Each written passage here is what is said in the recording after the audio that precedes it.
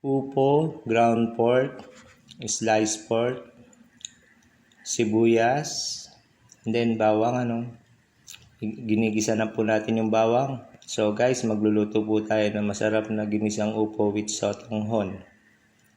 Ayan, medyo ayusin lang natin yung camera. And then isunod na natin ang sibuyas. Gisa lang natin maigi yan. And then isunod na natin ang sliced pork. Yan, ayusin lang natin Ayan na po ang sliced pork. And then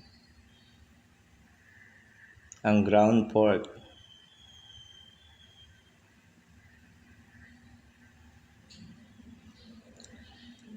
So haluin natin ng konti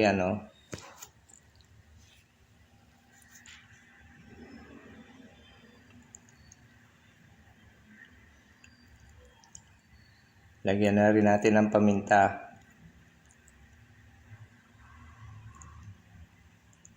Ayan.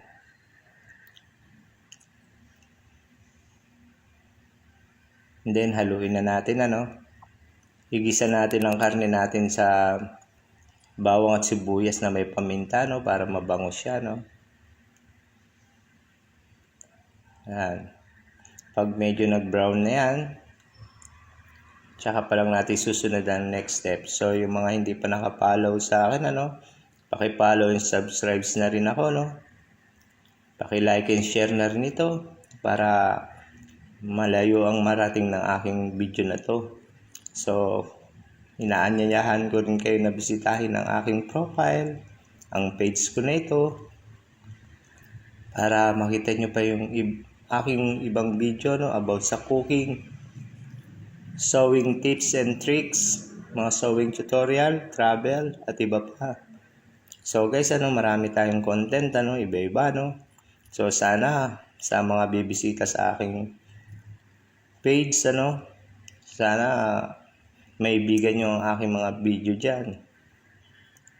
At malaking pasasalamat ko sa inyo kung kayo ay magpa-follow and subscribe sa akin Malaking tulong ito sa isang content creator. So guys, hintayin lang natin na mag-brown para yung sa mga susunod na step. Then takpan muna natin. Yan. Haluin natin para medyo hindi siya magdikit-dikit yung karne sa ating kawali. Yan.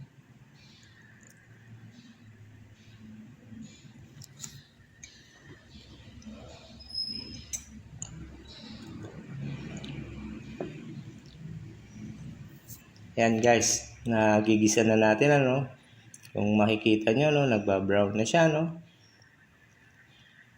And then isunod na natin yung upo. Ilagay na rin natin yung upo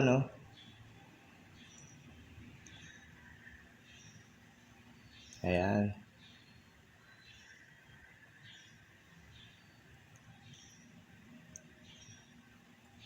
So guys, nailagay na natin ang upo. Haluin natin para yung upo at yung sahog natin na karne maghalo na siya Yan, bago natin lalagyan ng sabaw ng water. Yan, haluin lang natin maigi.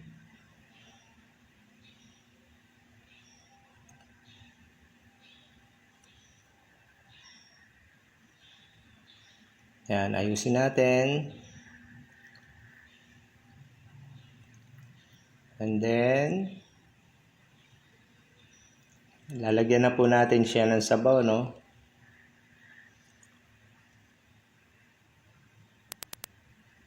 Ayan guys. Lagyan na natin ng sabaw. Haluin ng konti. Ayan.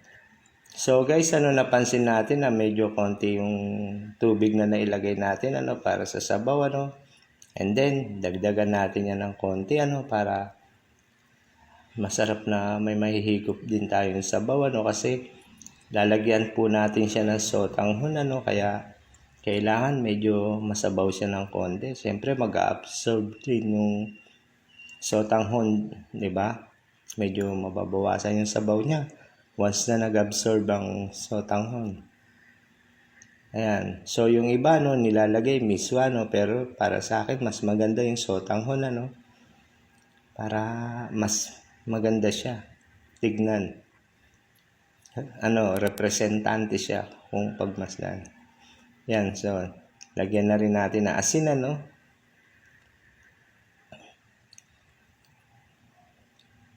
Ayan. So nalagyan na natin siya ng asin lagyan na rin natin siya ng betchin para habang kumukulo siya lumalasa na siya. Ayan.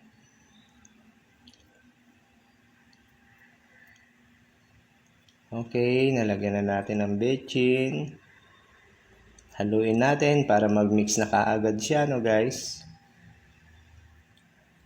Ayan, bago natin tatakpan, haluin na rin natin para mabilis na nahalo kaagad yung mga nilagay nating asin at betchin.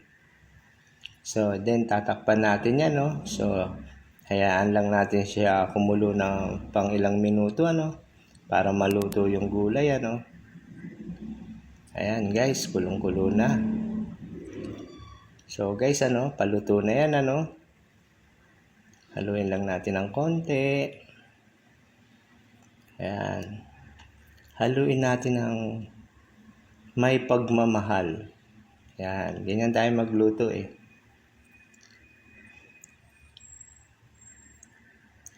Ayan guys. Nakikita